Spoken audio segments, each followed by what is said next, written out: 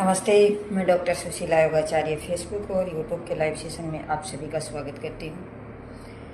और आज हालांकि योगा हमेशा करती हूँ मैं, लेकिन कुछ टाइम के लिए मैं ये सोचती हूँ कि अपने योग हैं, प्राणायाम हैं, किस तरह से, किस स्टाइल से हम शुरुआत करते हैं उसके बारे में हालांकि मैंने यूट्यूब पे मेरा डाल रखा है, लेकिन नए सिरे से जब हम योग क्लास करेंगे, योगा करेंगे और योग सूत्र के बारे में या फिर एनाटॉमी के बारे में कुछ अपनी चर्चा करेंगे, उससे पहले मैं ये सोचती हूँ कि कुछ अपने गायत्री मंत्र और प्रार्थना और अपने जो शांति पाठ है इनके माध्यम से हम अपना शुरुआत करते हैं। तो सबसे पहले हम जब अपने योगा क्लास में जाते हैं या योगा करते हैं तो उसमें क्या होता है कि हमें एक मिनट पहले अपना कुछ जो दैनिक दिनचर्या है उनको जैसे हम फॉलो करते हैं, जो हम रोज़ाना जो हमारा काम करते हैं वो करते हैं। तो सबसे पहले हम जाएंगे, हमारी क्लास में जाएंगे, हमारी क्लास में वातावरण अच्छा हो और सूर्य का आगमन हो और अच्छा वेंटिलेशन हो, अच्छी हवा हो और मतलब एक सुहावना और सौहार्दपूर्ण वातावरण हो, जिससे क्या होता है कि हमारे शरीर में एक सुकून सा महसूस होता है। जैसे हम कहीं तालाब पर जाते हैं, वहाँ बहुत सारे पेड़ होते हैं और जंगल में जैसे हम वहाँ एक खुली हवा होती है, अच्छे पेड़ पौधे होते हैं, वहाँ हमें ऑक्सीजन मिलती है। तो ऐसी जगह पे, और जैसे हम रूम में कर रहे हैं तो हमारी खिड़कियाँ वगैरह हैं वो खुली होनी चाहिए। सर्दियों के टाइम में हम खुली नहीं रख सकते, लेकिन वैसे हमारी खिड़कियाँ हैं वो खुली होनी चाहिए। और सॉरी, एक मोबाइल को बंद कर देती हूँ मैं।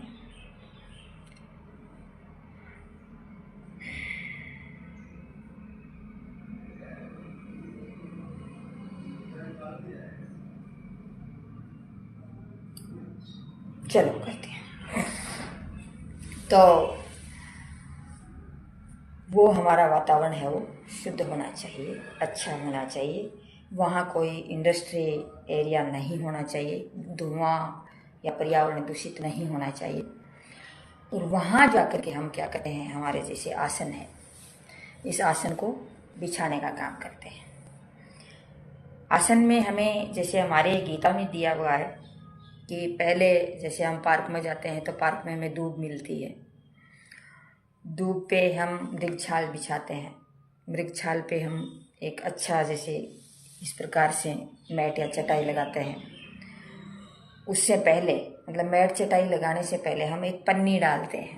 पन्नी मतलब हमारे जैसी ये होती है ना, प्लास्टिक की पन्नी, वो लगाते हैं। उसके बाद में ये आसन हम ऊपर बिछाते हैं।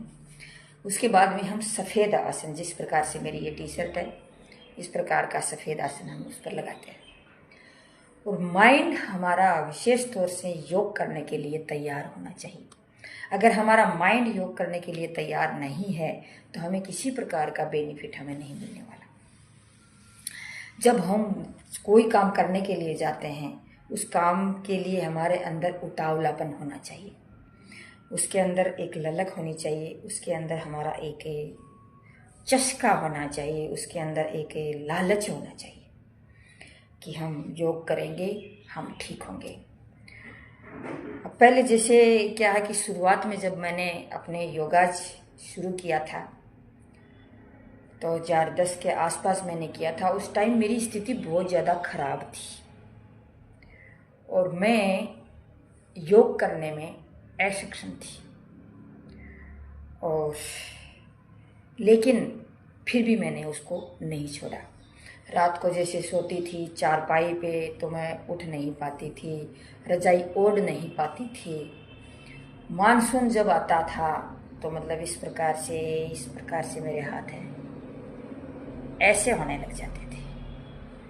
तो ये चेंजिंग था उस मौसम का, ये मौसम की एलर्जी थी। उसके बाद में मैंने छोड़ा नहीं, धीरे धीरे धीरे धीरे करती गई। फिर वो जैसे थेरेपी भी ली, फिर योगा करना शुरू करी, फिर लोगों को करवाना शुरू किया।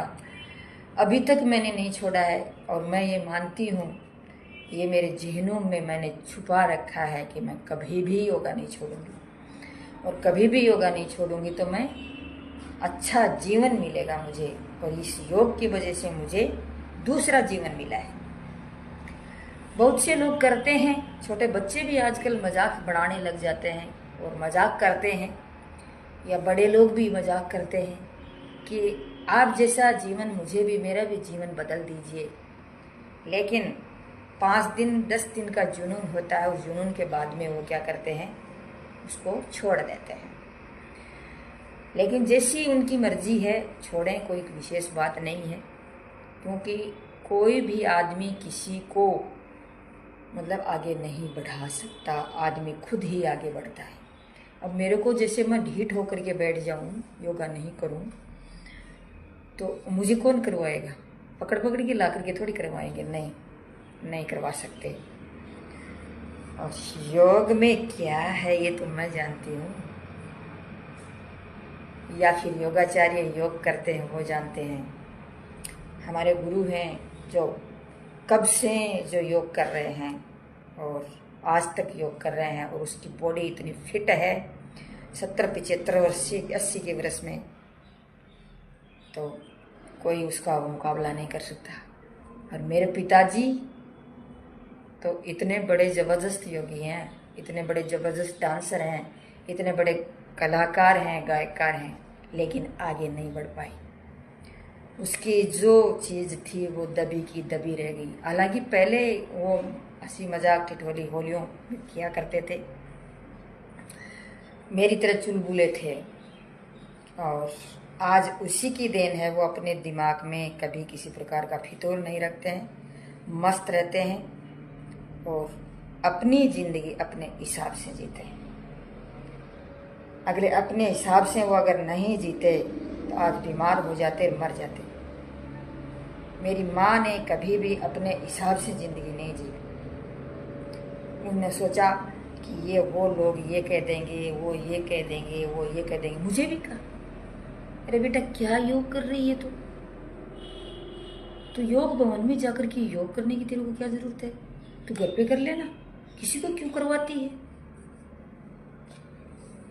अगर किसी को मैं नहीं करवाऊंगी तो दुआएं कहाँ से मिलेंगी? किसी को करवाऊंगी, कहीं जाऊंगी, तभी तो वहाँ से सीखूंगी, कुछ सीखने को मिलेगा। इस 4 दीवारी में मुझे कौन सिखाएगा?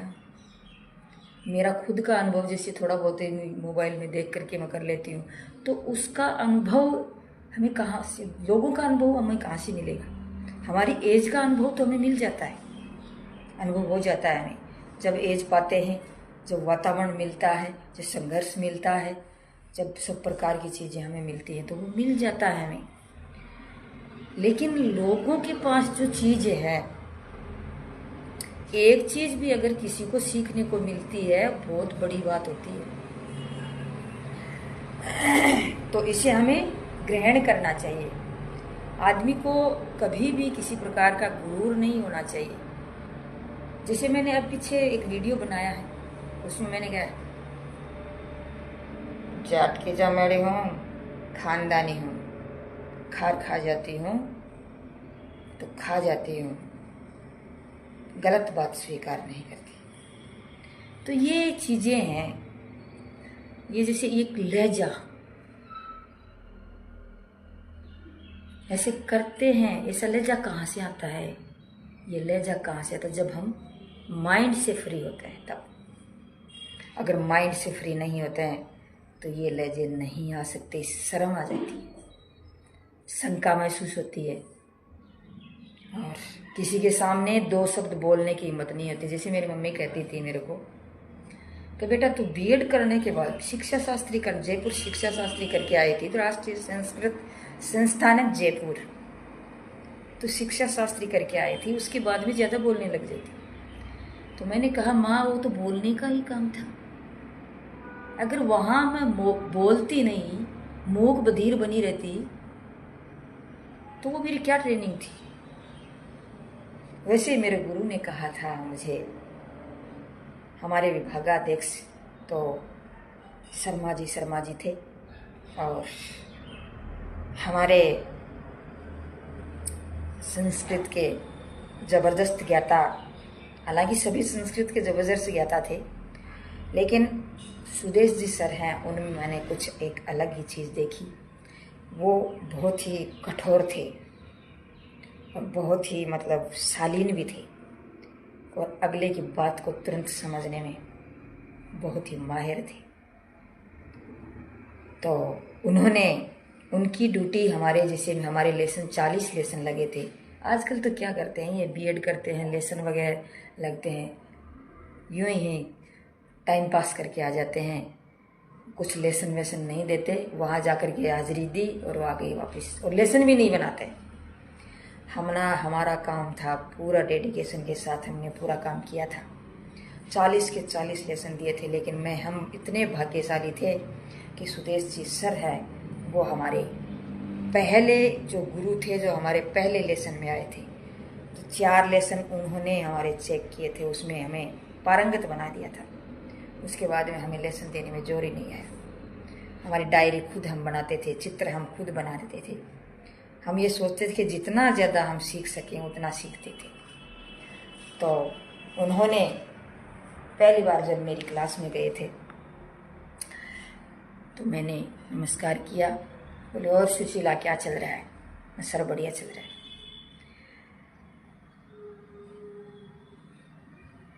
बोलो पढ़ाओ चलो।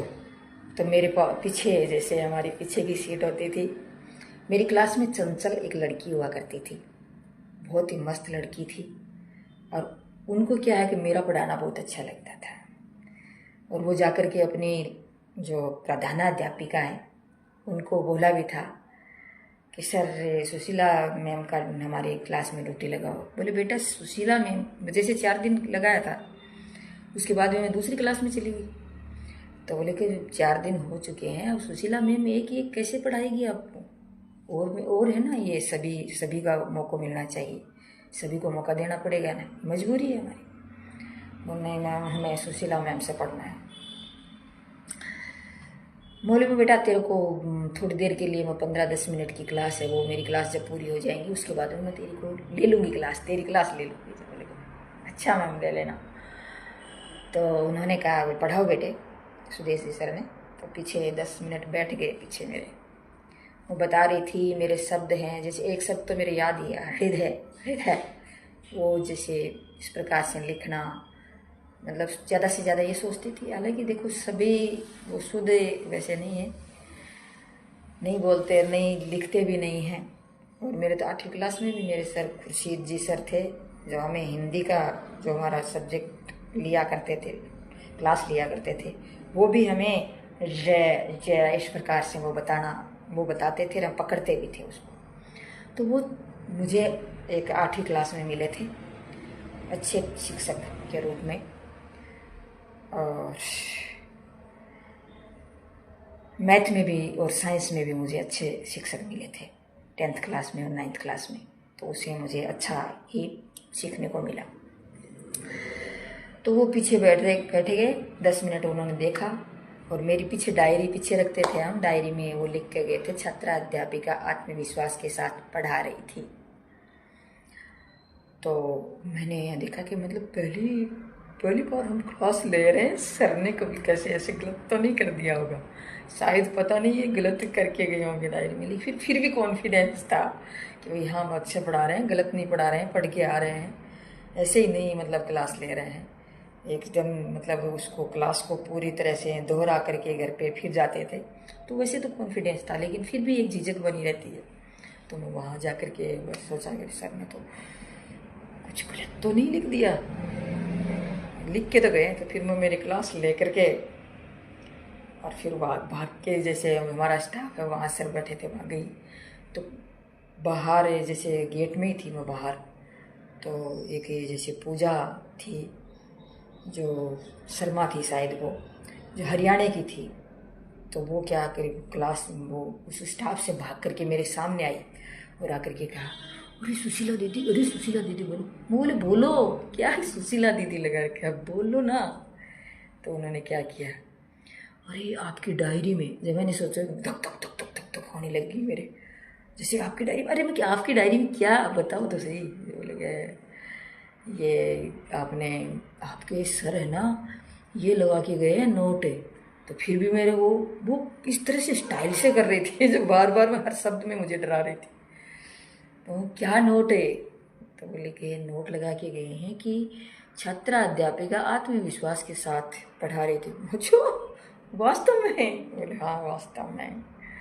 तो फिर मैं जा कर के देखा, तुरंत जा कर के मैं वहाँ गई, सर बैठे थे तो नीचे तरफ देख रहे थे, वो डायरी चेक कर रहे थे। इस प्रकार से सभी की डायरियाँ वो चेक कर रहे थे। तो मैं नीचे जा कर के बैठ गई और तुरंत जाकर जल्दी जल्दी मैं देखने लगी। देखिए खुशी आई, दिमाग में खुशी आई रही, मन है जो खुश हुआ। तो सर ने तुरंत देखा मेरे को, क्या हुआ सुशीला? बोले सर कुछ नहीं हुआ। तो बोला यार क्या बात है, क्या हुआ? नहीं सर कुछ नहीं हुआ, नहीं कुछ नहीं हुआ। ऐसे करके मैं बैठ गई। और कुछ मिला आपको डायरी में? हाँ सर मिला। हाँ, तो फिर क्या आ गया, एक जैसे लालचंद करके लड़का, उसकी डायरी वो चेक कर रहे थे। तो उसको बता रहे थे, बोले आपने ये क्या लिखा है, आपको मैंने नोट दिया कि आपका पढ़ाने का तरीका गलत था। आपका जो पैराग्राफ ले जाने का तरीका था वो गलत था, क्योंकि आपने पैराग्राफ लिया है वो बढ़ा लिया है। और पूजा है जो हरियाणा की थी, उन्होंने भी पैराग्राफ बढ़ा लिया था। उसने एक होशियारी की थी हमारे साथ, क्योंकि जैसे लालचंद और मैंने दोनों ने हमने पढ़ाया था, तो दोनों ने, उनका लालचंद का थोड़ा सा ज़्यादा टॉपिक था, मतलब वो पैराग्राफ था, मेरा थोड़ा कम था। मेरा लिमिट में था, जिस प्रकार से जितना पढ़ाना चाहिए एक दिन में, एक क्लास में आधा घंटा में, उतना था। तो वो पूजा का पूरा पाठ ले रखा था। तो सर ने क्या किया, उसकी पूजा के क्या लगाया, नोट काट दिया, उसको लेसन को तुरंत काट दिया। काट के कहा जिस प्रकार से सुशीला ने बनाया उस प्रकार से आपको बना करके लेके आना है। और उस लालचंद ने कहा आपका पढ़ाने का तरीका अच्छा नहीं था, आपका पैराग्राफ अच्छा नहीं था, तो आपको फिर से सुधार करने की ज़रूरत है। जिस प्रकार से ये सुशीला क्लास में पढ़ा रही थी, इस प्रकार से क्लास में पढ़ाने में आत्मविश्वास होना चाहिए। अगर आत्मविश्वास नहीं है तो हमें जो चीज़ आती है वो भी भूल जाते हैं। अगर आत्मविश्वास नहीं है तो जितना हम बताना चाहते हैं उतना नहीं बता पाते। और अगर आत्मविश्वास है तो हम जितना पढ़ के गए हैं उससे कहीं ज़्यादा एक्सप्लेन करके हम बताएंगे। तो ये चीज़ होनी चाहिए। तो मैं खुश हो गई और फिर मेरे लेसन अच्छे गए। तो इस प्रकार से जैसे हम क्लास में हमें जाते हैं तो हमारा एक कॉन्फिडेंस होना चाहिए।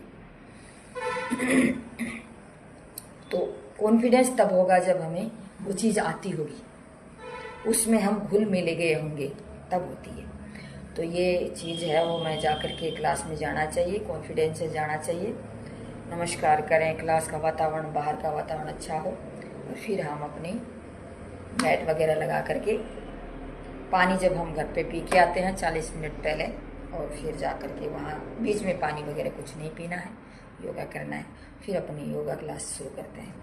सबसे पहले हम क्या करते हैं, ओम चैंटिंग करते हैं, उसके बाद में गायत्री पाठ करते हैं, या पहले गायत्री पाठ कर लेते हैं फिर ओम चैंटिंग कर लेते हैं, लेकिन ओम चैंटिंग ज़्यादा सही रहता है। तो ओम चैंटिंग करते हैं, फिर गायत्री पाठ करते हैं, उसके बाद में सूक्ष्म क्रियाएँ शुरू करते हैं। सूक्ष्म क्रियाओं के बाद में हम हार्ड आसन करते हैं, हार्ड आसन के बाद में प्राणायाम के बाद में हम अपना शांति पाठ वगैरह करके, और शिव का मंत्र है, महामंत्र, महामृत्युंजय मंत्र, ये सब करके शांति पाठ करके अपना काम तमाम कर देते हैं, अपनी क्लास को समाप्त करते हैं। समाप्त करते हैं तो लास्ट में क्या करना है, हमें खिड़की वगैरह हैं जो भी हैं, आसन वगैरह समेट के सभी को अपना आसन समेटने के लिए बोलते हैं, और फिर आराम से घर जाने के लिए हम बोलते हैं, हम चले जाते हैं। तो चलो हम शुरू करते हैं।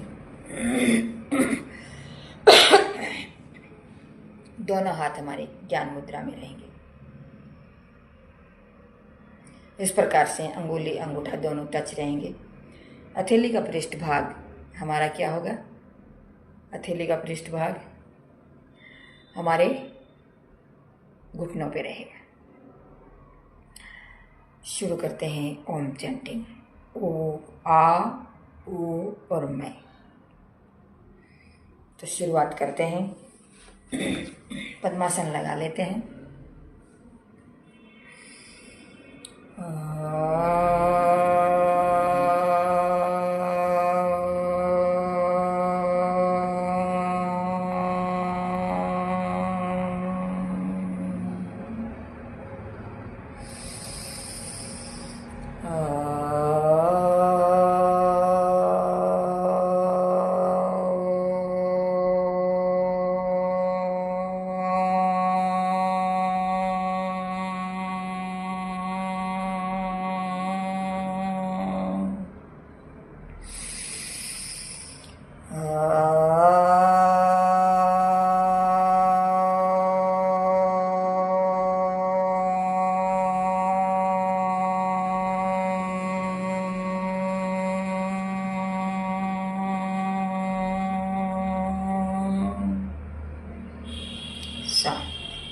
शुरू करते हैं गायत्री मंत्र। जो गायत्री मंत्र है वो हमारे बुद्धि को बलिष्ठ बनाने में बहुत ही महत्वपूर्ण भूमिका निभाता है। और जब भी हम योगासन शुरू करें हमारा गायत्री मंत्र जरूर करें। हम अपने विधाता से, अपने भगवान से, अपने परमात्मा से हम ये विनती करते हैं कि हे भगवान, हमें अपने मन को पवित्र रखें, पवित्र रखने का मौका दें और हमारी बुद्धि को बलिष्ठ बनाने का प्रयास करें और सबके साथ अच्छा व्यवहार करने का प्रयास करें। तो शुरू करते हैं गायत्री मंत्र। ओम भूर्भुवः स्वः तत्सवितुर्वरेण्यं भर्गो देवस्य धीमहि धियो यो नः प्रचोदयात्।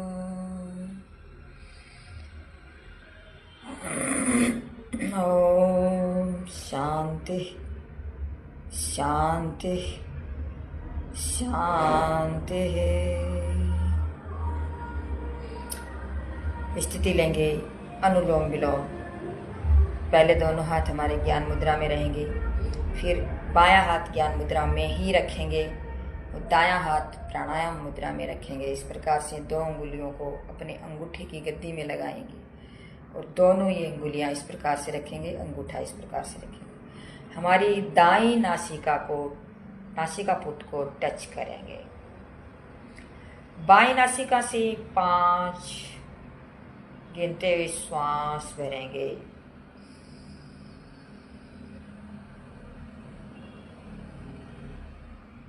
दाईं नासिका से श्वास को 5 गिनते हुए निकाल देंगे।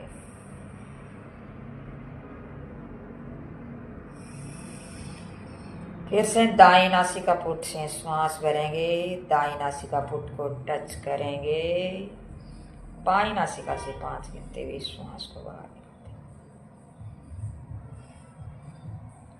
हैं। ये क्रिया दोहराते जाएं। 5-7 राउंड लगातार करते रहें।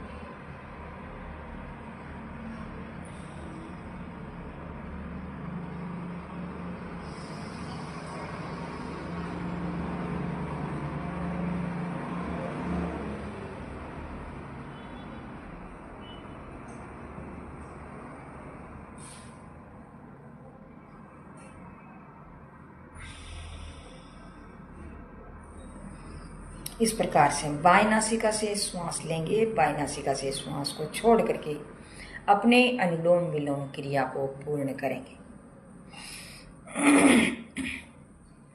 अब हम जैसे ज़्यादा वीडियो लंबा न हो जाए, इसके लिए अपन यहीं शांति पाठ करके महामृत्युंजय मंत्र लग करके अपने वीडियो को समाप्त करते हैं।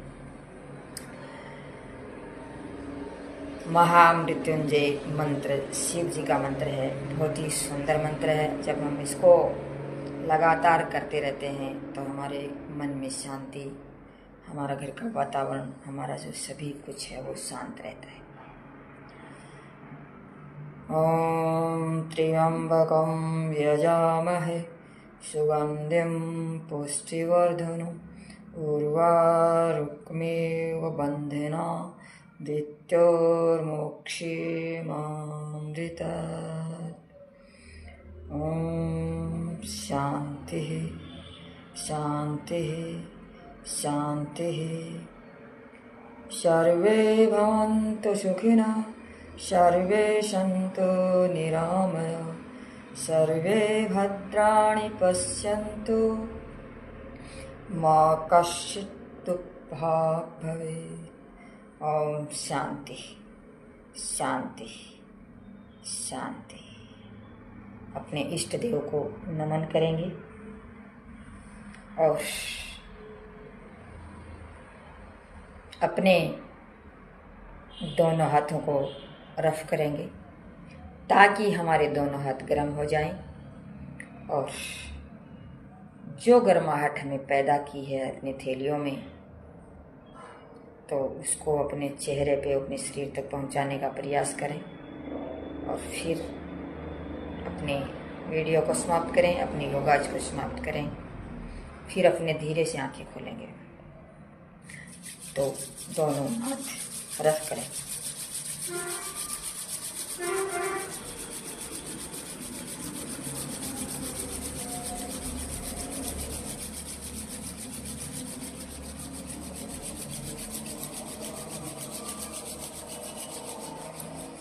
अपने चेहरे पे लगाएंगे,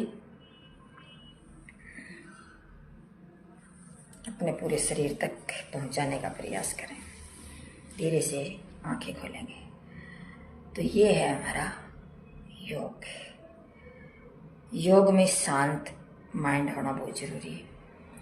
जब हम एक्सरसाइज करते हैं हमारे ब्लड रेट में या ब्लड की सर्कुलेशन और हार्ट बीट बढ़ जाती है, और जब हम योगाज करते हैं तो हमारे हार्ट बीट और ब्लड सर्कुलेशन है वो नॉर्मल अवस्था में आ जाता है। तो इसलिए कहते हैं कि हमें योग करना बहुत ज़रूरी होता है। हमारे इस जीवन में, हमारे इस माहौल में, इस आधुनिक युग में खान पान, रहन सहन, आचार विचार बहुत ही दूषित हो चुके हैं। तो उनको ठीक करने के लिए हमें ये ज़रूरी है। बाकी कोई किसी को कुछ नहीं करा सकता, अपनी मर्जी से करते हैं सभी, और मर्जी से करेंगे तभी इस मुकाम तक पहुंच पाएंगे, अन्यथा नहीं पहुंच पाएंगे। तो जरूरी है ये।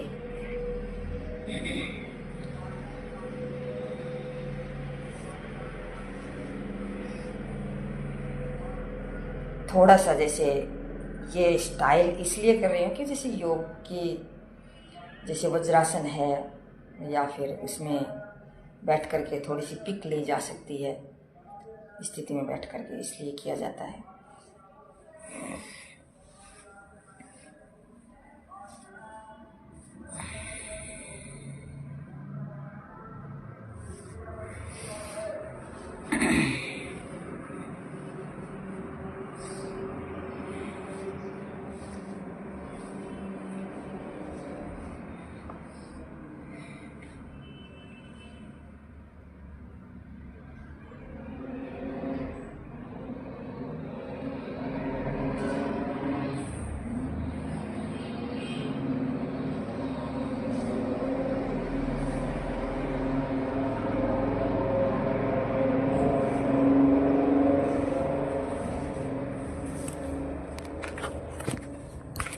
चलो, थैंक यू। जय हिंद। जय भारत।